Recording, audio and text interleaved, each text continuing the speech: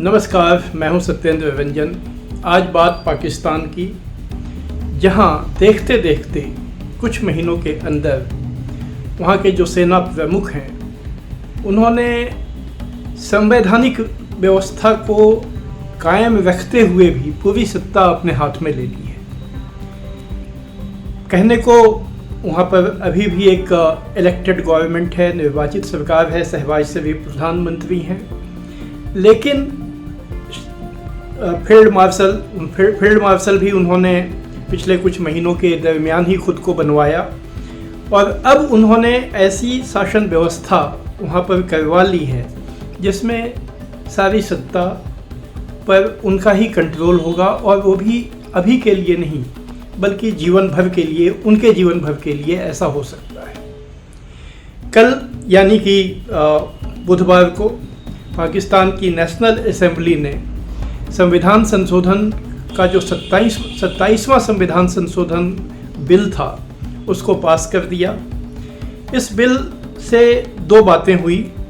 एक तो field marshal असीम मुनीर के हाथ में अकूत सत्ता आ गई और दूसरी न्यायपालिका का जो अधिकार क्षेत्र है उसको बेहद संकुचित कर दिया गया। ये दोनों चीज़ें एक साथ करने के पीछे मकसद यही है कि ये जो संविधान संशोधन हुआ है इसकी लीगैलिटी को, इसकी संवैधानिकता को सुप्रीम कोर्ट उसकी जांच ना कर सके। यानी फील्ड मार्शल मुनीर ने जो अपनी मंशा थोपी है देश के ऊपर, उसकी राह में कहीं न्यायपालिका बाधक न बन जाए, तो इसका इंतजाम इस संविधान संशोधन में लगे हाथ कर दिया गया। इस जो ये घटनाक्रम है इसकी पृष्ठभूमि ऑपरेशन सिंदूर के दरमियान बनी, जब भारत ने पहलगाम में आतंकवादी हमला हुआ और उसके जवाब में भारत ने पाकिस्तान के खिलाफ ऑपरेशन सिंदूर शुरू किया मई महीने के पहले हफ्ते में। तो उस पर पाकिस्तान ने जो जवाबी कार्रवाई की उसका नाम उसने बुनियाने मरसूस, ये एक अरबी का शब्द है, उसने जो वहाँ ऑपरेशन लॉन्च किया उसे बुनियाने मरसूस कहा गया। और 4 दिन वो लड़ाई चली, हम लोग जानते हैं। लड़ाई का क्या नतीजा रहा ये एक दीगर कहानी है, लेकिन पाकिस्तान में जो कहानी बताई गई, जो नैरेटिव वहाँ बना, वो ये था कि उस युद्ध में पाकिस्तान ने भारत को हरा दिया है, पाकिस्तान ने भारत को नुकसान पहुंचाया है, भारत के विमान गिराए हैं। ये कहानी वहाँ पाकिस्तान में बताई गई, वहाँ के मीडिया ने बताई, वहाँ की सरकार ने बताई और इसको लेकर के वहाँ पर काफ़ी जश्न का माहौल देखने को मिला। और इसका फ़ायदा उस समय जो सेना अध्यक्ष जनरल मुनीर थे, उस समय सेनाध्यक्ष थे, सेनाध्यक्ष वो अभी भी हैं, लेकिन तब उनका दर्जा आर्मी चीफ का था।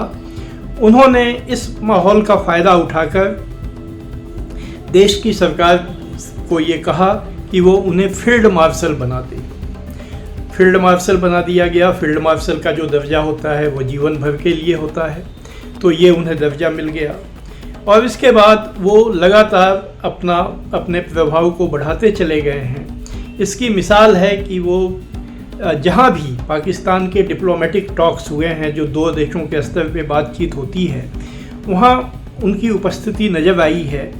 यहाँ तक कि वाइट हाउस में जब डोनाल्ड ट्रंप ने भी उनको बुलाया और बाद में भी जब सऊदी अरब में या कहीं जो ख़ास मौके आए हैं, मिस्र में जब गजा को लेकर समझौता हुआ, ये तमाम मौक़ों पर प्रधानमंत्री के साथ फील्ड मार्शल मुनीर की भी मौजूदगी रही है।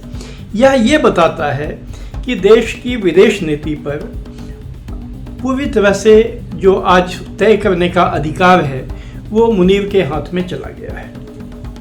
ये कोई वैसे नई बात पाकिस्तान के लिए नहीं है। पाकिस्तान में सेना का हमेशा दखल शासन में रहा है और ये समझा ही जाता है कि रक्षा और विदेश के मामलों में सेना जो कहती है वो आखिरी होता है।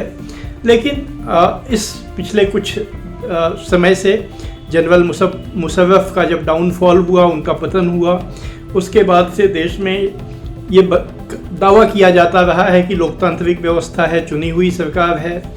चुनी हुई सरकार जो है वो एक किसी भी देश में जो संप्रभुता होती है, सॉवरेंटी होती है, वो उसका इस्तेमाल वहाँ की चुनी हुई सरकार करती है। ऐसी बातें बताई जाती रही हैं, लेकिन शायद ये हकीकत ऐसी नहीं रही है। और इसी की मिसाल देखने को मिली थी 3 साल पहले, जब उस समय के प्रधानमंत्री इमरान खान ने कुछ फैसले लेने की कोशिश की थी विदेश नीति के संबंध में, तो सेना ने उसे मंजूर नहीं किया था। और फिर अमेरिका के समर्थन से सेना ने इमरान खान को सत्ता से हटाने की एक पूरी योजना बनाई, उन्हें सत्ता से हटा दिया गया।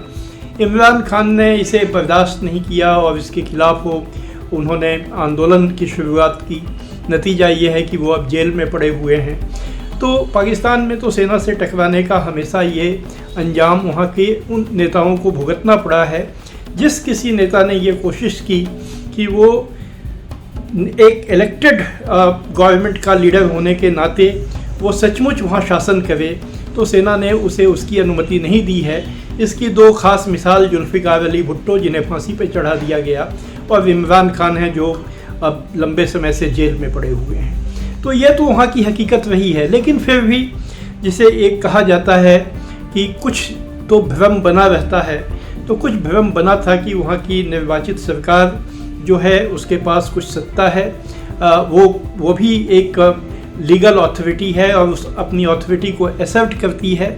27वें संशोधन के बाद ये धारणा बने रहना बहुत मुश्किल हो गया है, क्योंकि अब देखिए इसमें क्या प्रावधान किए गए। प्रावधान ये किया गया है कि जो फील्ड मार्शल मुनीर हैं उनके तहत सिर्फ थल सेना नहीं आएगी, उनके तहत पाकिस्तान की जो पूरी मिलिट्री है, जिसमें वायुसेना भी है, उनकी नौसेना भी है, अभी हाल में जो रॉकेट फोर्स उन्होंने बनाया है वो भी है। ये सब का जो हेड हैं वो अब field marshal Munir chief of defence staff का पद भी उनको मिल जाएगा और इस नाते वो होंगे। जीवन भर उनको इम्यूनिटी मिली होगी। इम्यूनिटी का मतलब ये है कि आज वो जो भी फैसले करें उसको कोर्ट में चैलेंज नहीं किया जा सकता है, उनको कोई भी दंड नहीं सुनाया जा सकता है। वो एक तरह से उनको कानून से ऊपर कर दिया गया है। तो ये जीवन भर की उनकी इम्यूनिटी का प्रोविज़न इस संशोधन में कर दिया गया है। तीसरी बात है कि सुप्रीम कोर्ट को कॉन्स्टिट्यूशनल मामलों से अलग कर दिया गया है। एक अलग कॉन्स्टिट्यूशन कोर्ट बनेगा जिसके जज एग्जीक्यूटिव यानी सरकार नॉमिनेट करेगी, और राज्य सरकार की स्थिति है यानी वो उन्हीं को नॉमिनेट करेगी व्यवहार में जिसको कि मुनीर चाहेंगे। तो ये एक कॉन्स्टिट्यूशन कोर्ट होगा। सुप्रीम कोर्ट कॉन्स्टिट्यूशनल मामलों की सुनवाई ही नहीं कर सकेगी। इसके अलावा सुप्रीम कोर्ट को किसी भी मामले का जो सुओ मोटो कॉग्निजेंस होता है, जो हर देश की अदालत को ये अधिकार होता है कि अगर उसे लगता है कि कहीं संविधान का उल्लंघन हो रहा है, कहीं कानून का पालन नहीं हो रहा है, तो वो उस मामले का अपनी पहल पर संज्ञान लेती है। जो ये 27वें संशोधन के तहत पाकिस्तान के सुप्रीम कोर्ट का ये अधिकार छीन लिया गया है, वो सुप्रीम कोर्ट यह भी नहीं कर सकेगा। तो यानी ये जो एक बदलाव आया है सत्ता के ढांचे में, जिसके तहत general Munir, field marshal Munir वहाँ के सत्ता ढांचे में सबसे शक्तिशाली अधिकारी के रूप में मौजूद होंगे। इसे न तो न्यायपालिका में चैलेंज किया जा सकेगा और न न्यायपालिका इसका स्वतः संज्ञान ले सकेगी। तो ये स्थितियां वहाँ कर दी गई हैं। ये खबर भारत के लिए चिंता की बात हो सकती है, क्योंकि वहाँ अब रक्षा और विदेश नीति और आम प्रशासन के बारे में भी व्यवहार में यही होगा कि एक अथॉरिटी है फील्ड मार्शल मुनीर जो फैसले ले सकेंगे। फील्ड मार्शल मुनीर ने पहले जो भाषण दिए हैं उसमें इनका एक बड़ा कट्टरपंथी इनका चेहरा सामने आ चुका है।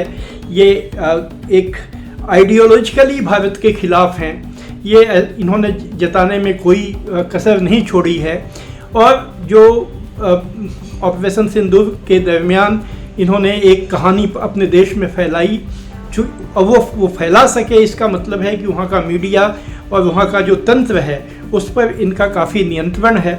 तो ये परिस्थितियाँ भारत के लिए चिंता की बात होंगी, क्योंकि हम लोग ये जानते हैं, अभी भी हम लोग 1-2 दिन पहले जो दिल्ली में आतंकवादी हमला हुआ है, उसके असर को से अभी देश उबरा नहीं है, वैसी परिस्थिति में पाकिस्तान की सेना का वहाँ पूरी तरह से कानूनन संवैधानिक रूप से सर्वसत्तावान हो जाना भारत के लिए एक अच्छी खबर नहीं है।